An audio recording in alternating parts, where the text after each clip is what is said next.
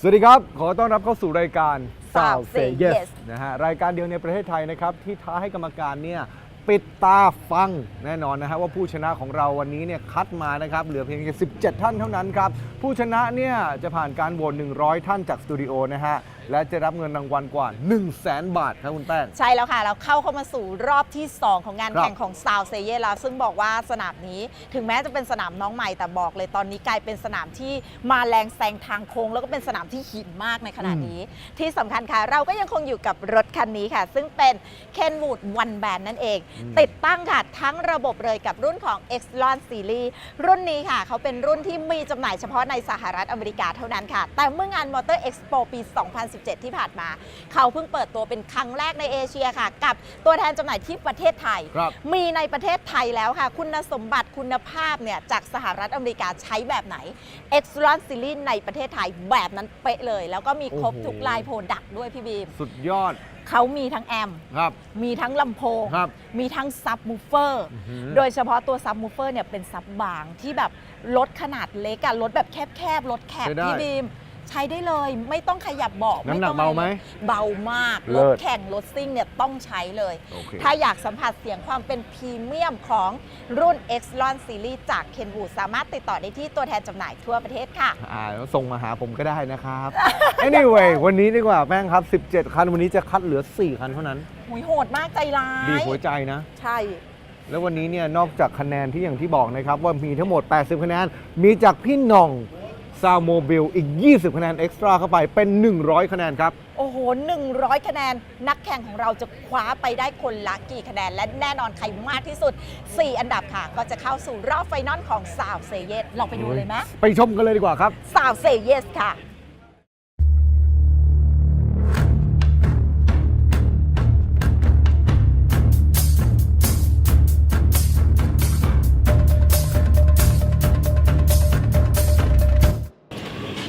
โอ้สวยงามขนาดสายฟิวก็เด็กของเดิม 12.6 เท่ากัน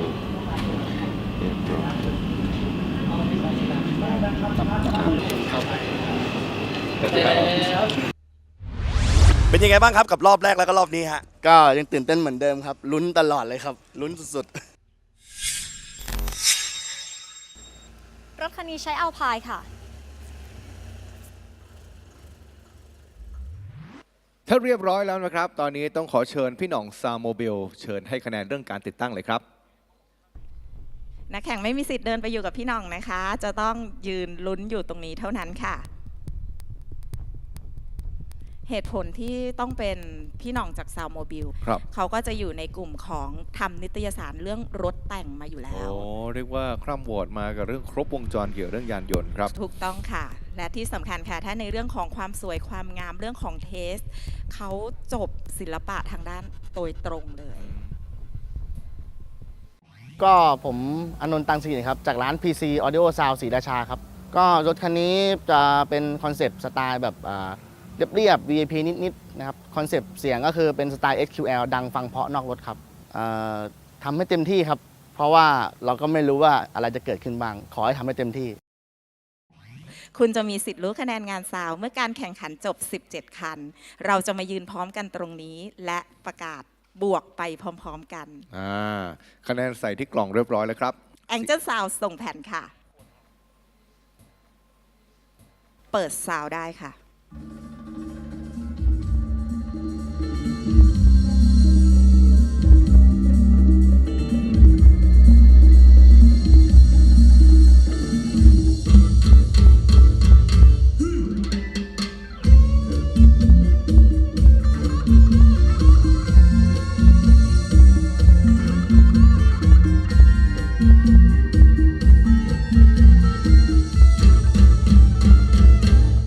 เตรียมพร้อม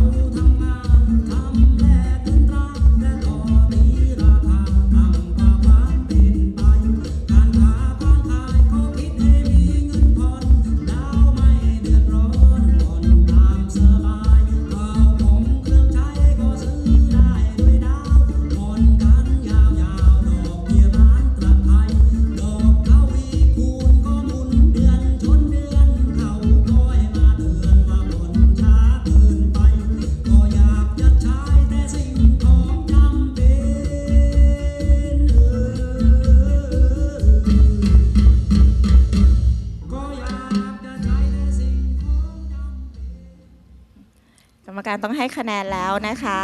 ปิดซาวได้ค่ะ เรียกว่าบีบหัวใจนะฮะ ไม่บอกให้เปิดคะแนนอย่าเปิดนะคะ อันนี้คือปิดตาเขียนคะแน ครั น บผม นะคะพี่บีม ผมเห็นแล้วยังสงสารเลยนะครับ ดูแล้วเหมือนจะเลอะมือนะฮะ กรรมการพร้อมแล้วใช่ไหมคะ ครับอ่ะถ้าตอนนี้นะฮะเราอยากรู้คะแนนแล้วนะครับ ดูซิว่าคันนี้จะได้กี่คะแนนครับ อืมพี่จอร์ดครับพี่จอร์ด ทำไมอะครับพี่ เพราะว่าอย่างอาจารย์นันท์กับอาจารย์นพพรนี่คือผมคุ้นเคยอยู่แล้ว แต่อย่างมิวสิกดีเลกเตอร์นี่คือ ผมก็ยังไม่รู้ว่าเขาฟังอะไร หรือเขาใช้อารมณ์ตรงไหนในการตัดสินเสียงตรงนี้ เพราะว่าเขาเป็นคนคอนโทรลเสียงอะนะครับ ตรงนั้นก็เลยค่อนข้างหวั่นๆตรงนี้นิดนึง เชิญกรรมการเปิดจอค่ะโอ้โหสตาร์ทบวกเลยค่ะ จะช้านิดนึงนะคะ ครั นี่ บ คันแรก สตาร์ทแจ้งเลยค่ะ เท่าไหร่แล้วแป้งมองไม่เห็น สตาร์ทนับนิ้วครับ คนซ้ายสุดมองไม่เห็นหนูต้องมาอยู่ตรงนี้เลยค่ะ แป๊บหนึ่งนะคะพี่แป้งก็มองไม่เห็นคะแนนที่ได้คือ 57 คะแนนค่ะ กรรมการเปิดตา เป็นยังไงบ้างคะแนะนำอีกครั้งค่ะ จากร้าน PC Audio Sound ชลบุรีครับ มันบีบหัวใจจริงๆครับ ก็ไม่รู้ว่าจะกรรมการจะให้ยังไงผมก็ไม่รู้ แต่ว่าคือผมก็ทำเต็มที่แล้วตรงนี้ ครับ อยากทราบคอมเมนต์จากกรรมการท่านไหนไหมคะ ของอาจารย์นพพรครับ อาจารย์นพพรนะคะให้น้อยสุดค่ะพี่บีม ครับ 20 คะแนนให้แค่ 8 คะแนนเท่านั้น โอ้โห คือเกณฑ์ให้คะแนนของผมเนี่ยก็คือเหมือนกับแบ่งเกรด A B C D อะนะครับคันนี้เนี่ยจุดที่ดีนะครับ ก็คือเสียงกลางเสียงสูงเนี่ยถือว่าใช้ได้แล้วก็ฟังได้ดีไอ้เสียงแค่เสียงกลางเสียงคนร้องเนี่ยอาจจะมีอาการบีบแล้วก็อมเล็กๆนะครับ ก็ถือว่าฟังดี จุดที่ต้องเป็นปัญหาแล้วก็ทำให้คะแนนร่วงมากที่สุดว่าโทน al balance จะเสียก็คือเรื่องของด้านของ mid bass ซึ่งจะเอิบอิ่มแล้วก็อวบจนล้น คอมเมนต์เป็นสตรีเลยนะคะ อวบอิ่มจะล้น จนล้นนะคะอีกนิดคืออ้วนนะคะ ครับ อาจารย์ตอนที่ ได้ค่ะ าจารย์ อีกคน ตที่ นะคะ ตอนที่อาจารย์คอมเมนต์ว่าอิ่มแล้วอวบอาจารย์สายตามองไปที่ แห่งเจ้าสาวหรือเปล่า คอมเมนต์นี้เราจะออกอากาศได้ใช่ไหมครับ ขอใครอีกท่านครับ ขอพี่จอร์ดอีกคนหนึ่งครับ ครับ พี่จอร์ดครับ พี่จอร์ดค่ะ อ่ะ คะแนนของพี่คือ จริงๆ 13 นี่สำหรับผมก็ถือว่าใช้ได้นะฮะ จริงๆ ฟังโดยรวมๆอ่ะโอเค ไม่บาดหูฟังได้เรื่อยๆ เพลินๆ แต่ว่ามันรู้สึกว่ามันเล็กเสียงมันเล็กอ่ะมันรู้สึกว่ามันนิดเดียววงก็เล็กนิดเดียวอยู่ตรงกลางอะไรเงี้ยคือมันฟังบาลานซ์ฟังไม่บาดหูบาลานซ์ดีมีเบสมีซับอะไรครบถ้วนแต่วงมันเล็กอะกลองมันก็เล็ก ทุกอย่างก็เล็กก็คล้ายๆที่อาจารย์นพพรบอกคือ เป็นปัญหาย่านมิดเบสทำให้เสียงร้องคนร้องก็เลยตีบๆไปด้วยฮะ อวบอิ่มแล้วยังเล็กอีกอ่ะ โอ้โห ตาย ตกลงเอายังไง มากเอาจะ ครับประมาณนี้ฮะ โอเค สำหรับ 57 คะแนนนะครับ ถูกต้องคุณเก็บไว้แล้ว 57 คะแนนค่ะ นะครับ ขอบคุณด้วยนะครับ เดี๋ยวเรามาดูคันต่อไปนะฮะว่าจะเป็นยังไงครับ ใช่แล้ว แต่อย่า ค่ะ ลืมนะครับ 57 คะแนนนี้ยังมีคะแนนเรื่องของการตกแต่งนะฮะ การติดตั้งอย่างสวยงามอีก 20 คะแนนเอ็กซ์ตร้าด้วยกันครับ ถูกต้องค่ะ แล้วเรากำลังจะมาหากันว่าใครจะเป็น 4 อันดับที่สูงที่สุดของ 17 คันที่ผ่านเข้ารอบมา ครับ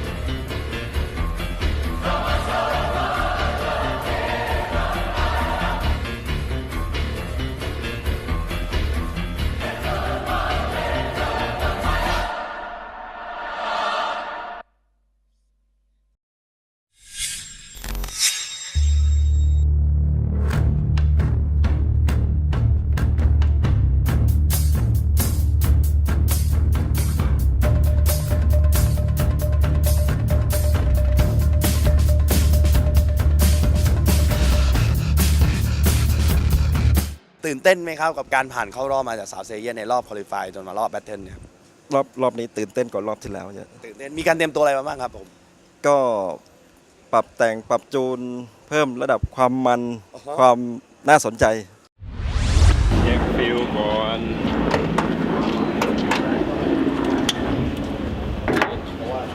อันนู้นเส้นได้ช้าเนาะ ครับผมถ่ายสารคดีข้ามข่าวน้องมิตตี้จะค่อยถามเลยบอกกับพี่นะครับ เปลี่ยนเลนบอกเลยนะครับ เปิดไปเลี้ยวรอ ไปเช็คอุปกรณ์ ดีตอนนี้การเล่นส่วนภายในนะครับน้องๆมิตตี้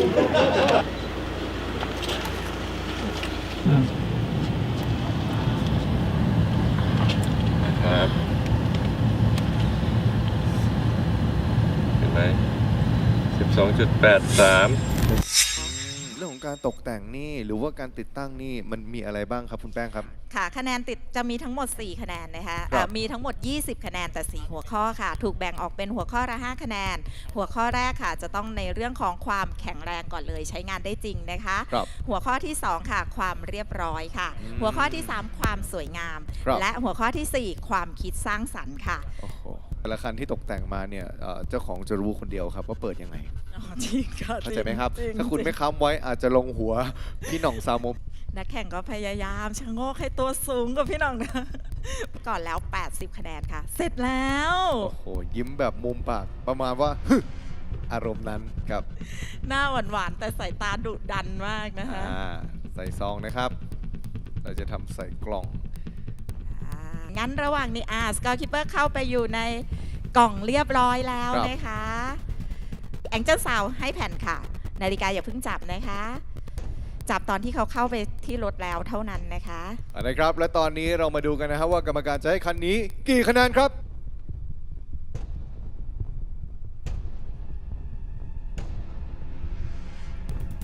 ถ้าคุณพร้อมแล้วเดินเข้าไปที่รถค่ะ เปิดเสียงได้ค่ะ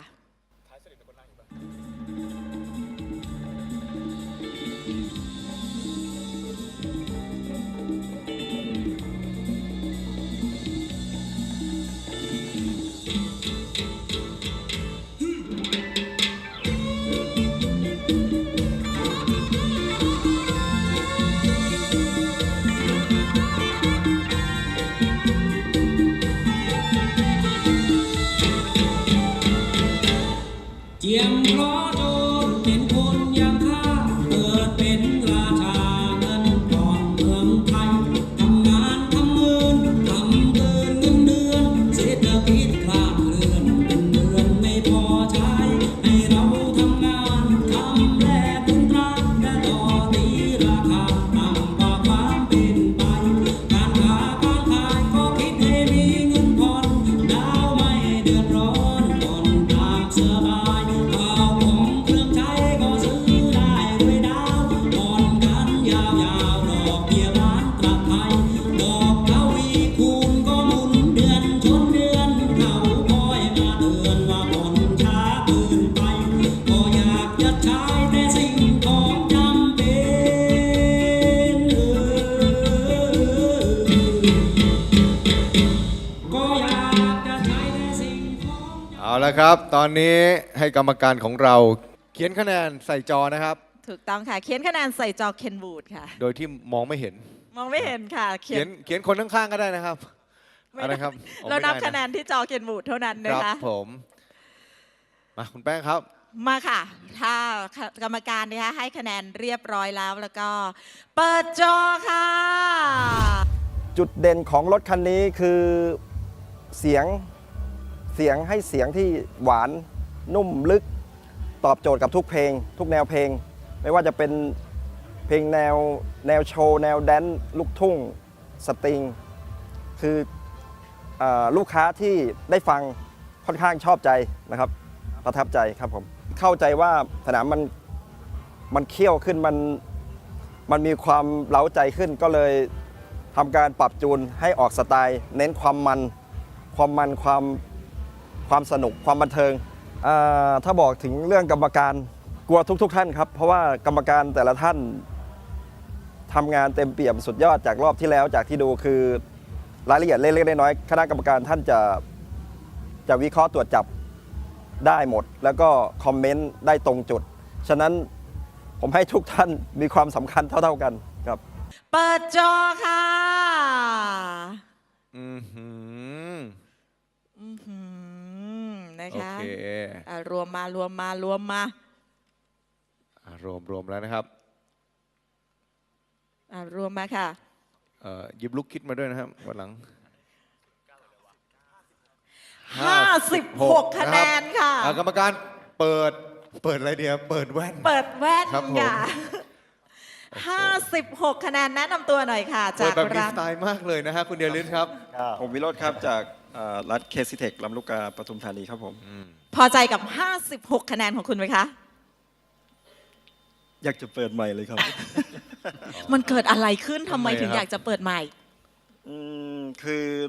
ด้วยที่ว่าสถานที่มันเปลี่ยนทุกอย่างแวดล้อมมันเปลี่ยน มันก็ประมาณว่าอาจจะมีการค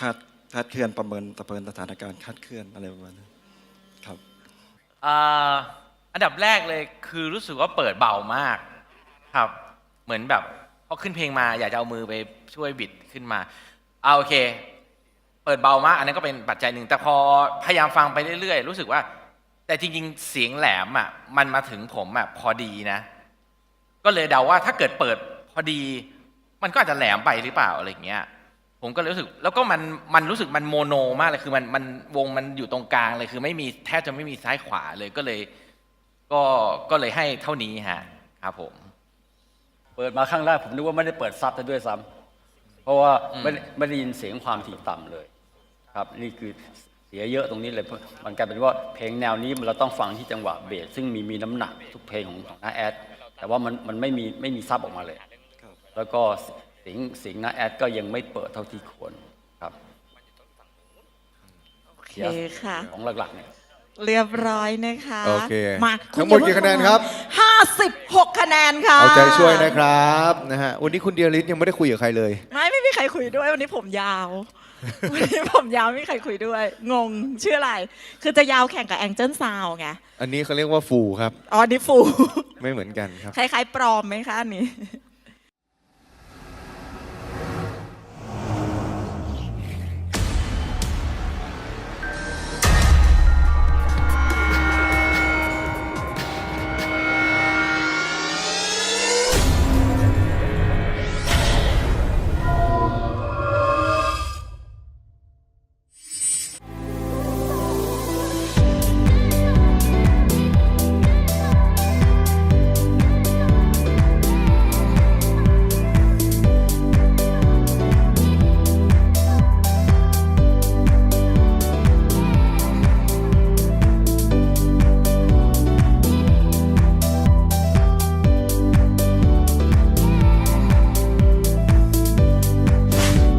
สวัสดีค่ะ ชื่อชนันรัตน์ ณ พัทลุงนะคะ ชื่อเล่นน้ำค่ะ มาจากร้านวีค่ะ ออดิโอ จังหวัดนนทบุรีค่ะ จุดเด่นของที่ร้านก็คือการบริการหลังการขาย แล้วก็เน้นคุณภาพทุกชิ้นที่เอามาขายที่ร้านค่ะ ที่ร้านก็จะทำงานเกี่ยวกับประดับยนต์ เกี่ยวกับรถยนต์ก็เกือบทุกประเภทค่ะ รวมทั้งฟิล์มกรองแสง เครื่องเสียงรถยนต์ รีโมทกันขโมย แล้วก็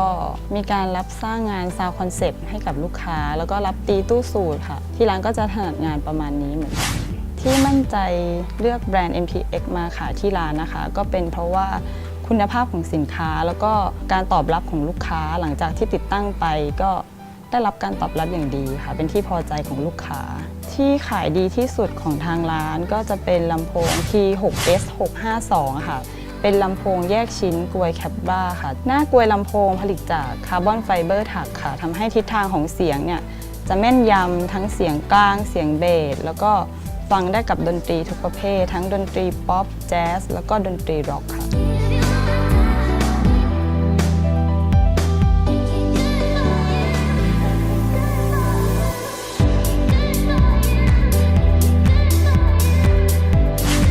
สนใจสินค้าแบรนด์ MTX ก็ติดต่อที่ร้าน V ค่ะ Audio ได้นะคะ ทางร้านเรามีสินค้าครบทุก Line Product ยินดีให้บริการค่ะ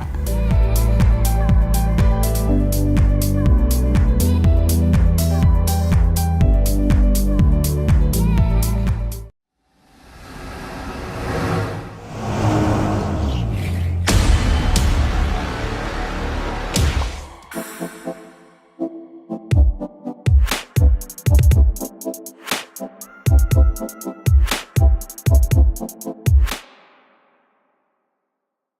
ะตอนนี้ครับผมก็พามาเยี่ยมชมบูธของซูเร็กนั่นเองสวัสดีครับพี่เอก สวัสดีครับพี่บีมครับ สวัสดีค่ะ น้องแป้งครับ พี่เอกออดิโอนี่ค่ะก็คือ ครับ ผู้ติดตั้งรถที่โชว์อยู่ในนี้นี่เอง ครับผม ต้องถามเลยว่าค่ะรถเสียงเพราะๆที่พวกเราได้ยินกันเนี่ยจากซูเล็กเนี่ยพี่เอกเลือกใช้ฟอนต์อะไรของซูเล็กคะ ตัวนี้เนี่ยเป็นฟอนต์ Android นะครับไซส์มันจะเป็นขนาด 7 นิ้ว ค่ะ นะครับจุดเด่นเลยที่พี่เลือกตัวนี้เนี่ยเพราะว่ามันจะมีความละเอียดภาพเนี่ยถึง1,100,000 พิกเซล โอ้โห ครับผม แล้วลูกเล่นล่ะคะพอเป็น Android มันต่างจากอย่างอื่นยังไงบ้าง จุดเด่นอีกจุดหนึ่งที่พี่ชอบเลยเนี่ยก็คือว่าUSB เนี่ยฮะมันสามารถอ่านไฟล์แบบสูงๆได้ เช่น MKV นะครับไฟล์แบบไฟล์หนังนะครับ ค่ะค่ะ ถ้าเป็นเพลงเนี่ยก็คือได้ถึง High Res เป็นไฟล์แฟกอะครับ อ๋อ ก็สามารถ ไฟล์แฟก อ่านได้ อ๋อก็คือ response สูงๆ ขึ้นไป ใช่ครับ มากกว่า ใช่ audio ครับ ธรรมดา ใช่ครับ บ้านเราเนี่ยตอนนี้กำลังนิยมก็คือถ้ามันเป็นฟอนต์ Android เนี่ย ค่ะ มันสามารถที่จะมีไอคอนแบบเป็นพวก YouTube นะฮะหรือว่าจะเป็นอะไรเนี่ย Facebook เฟซบุ๊ก Line ไลน์ได้หมดเลย แล้วหนูโหลด Google เพิ่มได้ไหม Map อะไรอย่างเงี้ย Google Map ก็โหลดได้เลยครับเหมือนโทรศัพท์ดีๆตัวหนึ่งเลย ว้า อ๋อ ใช่ครับ แล้วเขาใช้สัญญาณอินเทอร์เน็ตจากโทรศัพท์เรา ใช่ครับ เราแชร์ Wi-Fi ให้เขาก็ได้ หรือว่าเราเสียบสายจากตัวโทรศัพท์เรา Android ขึ้นหน้าจอก็ได้ โอ้เจ๋ง นะฮะ โอ้ ครับผม เดี๋ยวนี้นะคะฟอนต์ของวิทยุของรถเนี่ย ครับ ครับ จะต้องสามารถอิงกับโทรศัพท์ได้ ใช่ เพราะโลกใบนี้อยู่กับโทรศัพท์ อืม โอ้ถือว่าเป็นอีกฟอนต์อีกหนึ่งตัวที่น่าใช้จากซูเล็กและนี่คือซูเล็ก Perfectly Match Your Car ครับ จาก ผม ฝีมือของพี่เอก Audio Sound ค่ะ ขอบคุณ รับ พี่เอกค่ะ ขอบคุณครับ ขอบคุณครับ พี่บีมครับ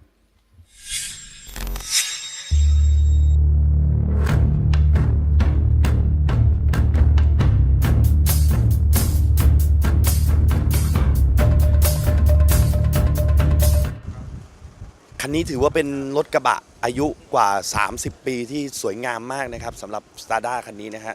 เก็บงานได้สวยมากครับ เดี๋ยวลองไปดูครับ แบบลูกเดียว เราเช็คได้อยู่แล้วไม่เป็นไร นี่คันนี้อยู่ ไม่มีอะไร กับพี่กบมากี่ปีแล้วเนี่ย ลูกค้าทิ้งไว้ 2 ปีแล้วครับ 2 ปีแล้ว คนแรกเลยนะ โชคดีครับ ครับ ขอให้ได้เงินแสน ครับ ไปแล้วมีคนให้ขาย รถคันนี้ใช้ Alpine รุ่น CDA 117E ค่ะ มาเราเซตอัพเลยครับ มาค่ะ ตอนนี้นะคะสามารถเปิดได้เลยยังไม่จับเวลานะคะ คุณสามารถเช็คอีกทีได้เนาะ โอ้ เพื่อ ไว ป้อง มาก กัน เลยครับ ไวมาก ความตื่นเต้นนี่มันหมดไปแล้วครับ ครับ ตอนนี้มันมีแต่ความพยายาม ความพยายาม ใช่ครับ พยายามเอาชนะกรรมการทั้ง 4 ให้ได้ครับ ตอนนี้ขอเชิญพี่หน่องซาโมเบลนะครับให้คะแนนเรื่องของการติดตั้งครับ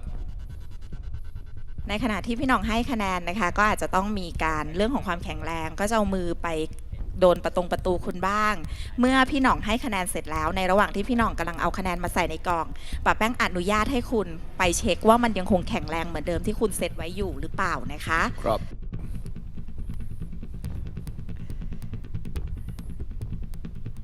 บรรยากาศเงียบจนได้ยินเสียงแอร์พี่บี เรียกว่าใช้ ม สมาธิเยอะมากครับ ทำไมคันนี้กรรมการนิ่งขนาดนี้ เสร็จแล้วเหรอคะโอ้ กลัวตอนพี่หน่องซาโมเบลหันมาแล้วก็ยิ้มมุมปากนะครับ ตอนเดินเข้ามาให้คะแนนนี่มันดูเย็นเยือกไงไม่ทราบครับ มาค่ะ ได้เวลาละ ซางเจลส่งแผ่นเลยครับ เรามาดูกันดีกว่านะฮะว่าคันนี้กรรมการจะให้กี่คะแนนครับ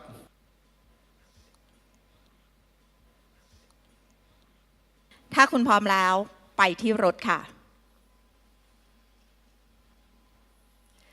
และเปิดเสียงได้ค่ะ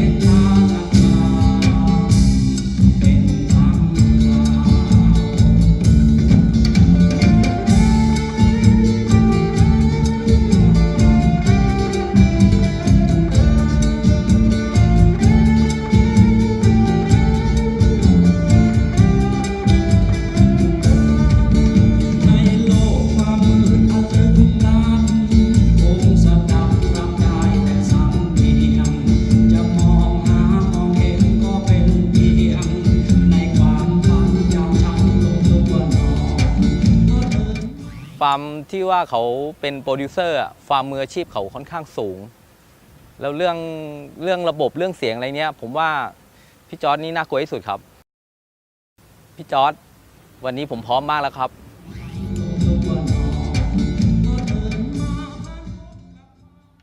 ถ้าพร้อมแล้ว เปิดคะแนนครับ โอ้ พลิกจอมานะครับ คุณเดียริส19 คะแนนครับ อาจารย์อนันต์นะคะ17 คะแนน อาจารย์ ค่ะ นพร7 คะแนนครับ เฮ้ยคะแนนต่างอ่ะ และพี่จอร์ดค่ะ10 คะแนน โอ้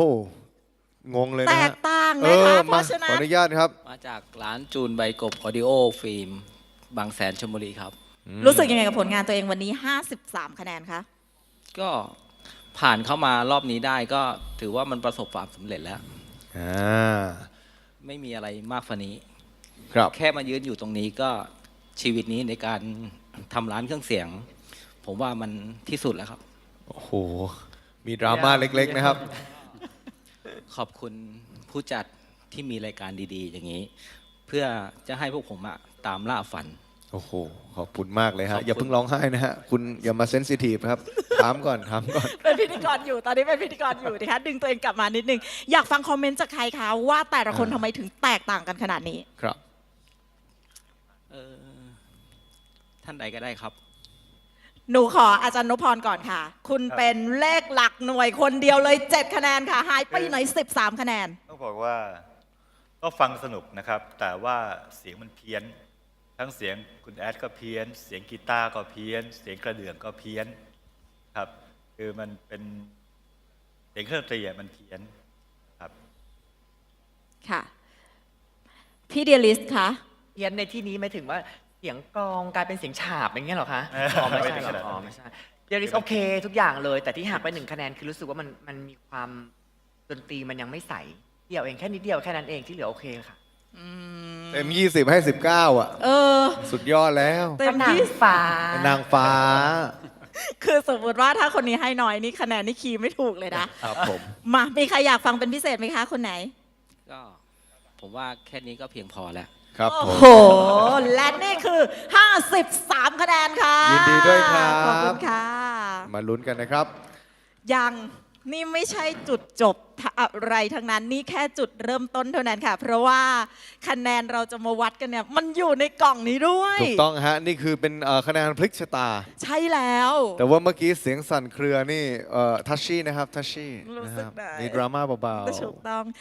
จากแววตา ๆ ครับ มันสัมผัสได้ว่า ครับผม นี่คือเสน่ห์ของคนวงการเครื่องเสียงค่ะ รั ครั ก บ เราก็บอกว่ารัก เกลียดเราก็บอกว่าเกลียดประทับใจเราก็บอกว่าทับใจ แววตามันโกหกกันไม่ได้จริง ๆ ขอบคุณทอรัสด้วย ขอบคุณทีมนี้ด้วยนะคะ จูนบายกบค่ะ ขอบคุณด้วยที่มาร่วมสนุกกับเรา แต่คุณยังมีรุ้นในรอบอีก1 รอบนะคะ คุณอย่าบิ้วมาก เดี๋ยวพี่ออกเอียดลงไป ร้อ นะ ง ฮะ ไห้เลย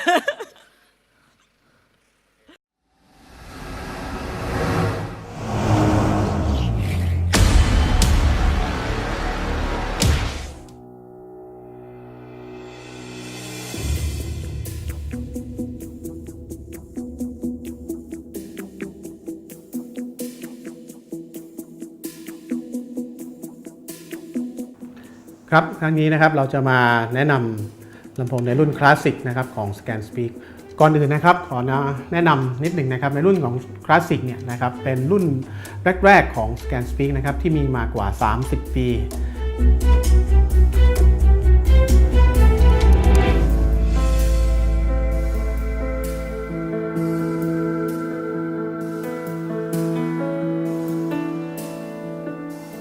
ลำโพงบางรุ่นของคลาสสิกนี้นะครับถูกใช้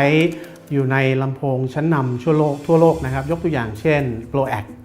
นะครับ ProAct เนี่ยผลิตในประเทศอังกฤษนะครับแต่ว่าใช้ดอกจาก Scan Speak ที่ผลิตจากประเทศเดนมาร์กนะครับทั้งใน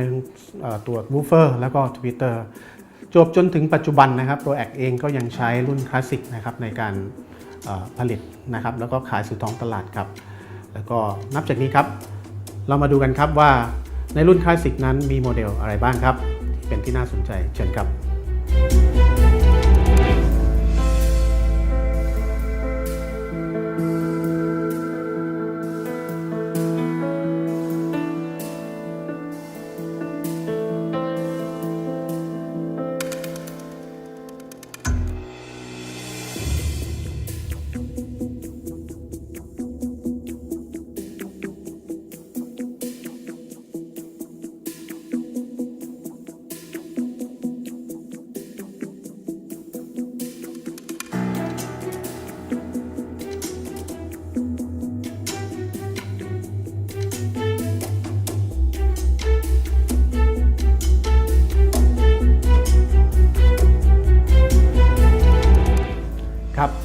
ทราบกันดีแล้วนะครับว่ารุ่นคลาสสิกของ ScanSpeak มีโมเดลอะไรบ้างนะครับแล้วมันยังเป็นสิ่งที่นักเล่นเครื่องเสียงทั่วไปนั้นนะครับยังเป็นที่นิยมอยู่ในจนถึงปัจจุบันนี้นะครับอย่าลืมครับสำหรับนักเล่นนัก DIY นักผลิตลำโพงนะครับถ้าท่านสนใจรุ่นคลาสสิกของ ScanSpeak ติดต่อได้โดยตรงครับที่ 3T Audio ประเทศไทยผู้แทนจำหน่าย ScanSpeak ครับผม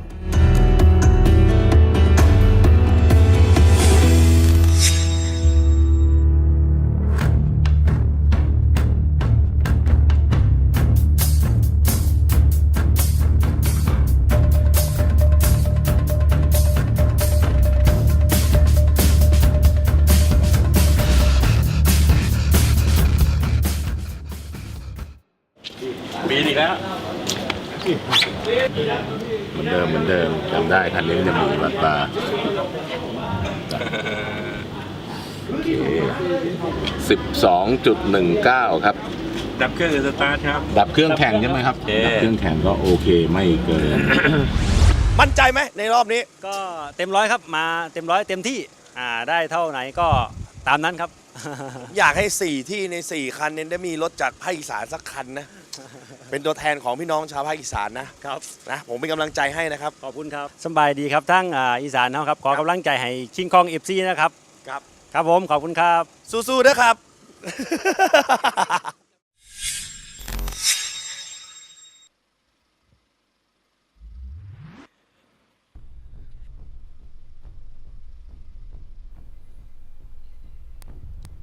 โอ้โหคือแผงประตูหนักนะคะถ้าเรียบร้อยแล้วนะคะก็สามารถมายืนที่จุดรอได้เลยนะคะพร้อมไหมคะเปิดไฟครบทุกดวงนะคะ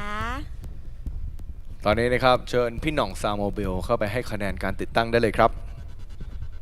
ระยะเวลาของการให้คะแนนของพี่หน่องนะคะอันนี้จะแล้วแต่ดุลพินิจของพี่หน่องได้เลยว่าพี่หน่องจะใช้เวลาแต่ละคันกี่นาทีนะคะแล้วก็เขาจะเดินจุดไหนบ้างซึ่งจากสายตาตั้งแต่เช้าจนถึงตอนนี้คือดูทุกจุดนะคะ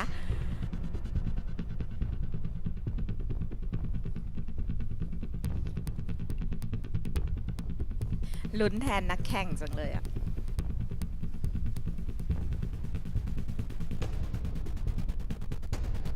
เห็นแล้วพูดไม่ออกเหมือนหนูใช่ไหมเขาคือรอยยิ้มของความเป็นมิตรนะครับค่ะแต่ว่ามันเพชฌฆาตบาดใจมากสกอร์คิปเปอร์ถูกเก็บเข้าไปในกล่องของ Mercury เรียบร้อยแล้วนะคะจะสาวให้แผ่นเลยครับ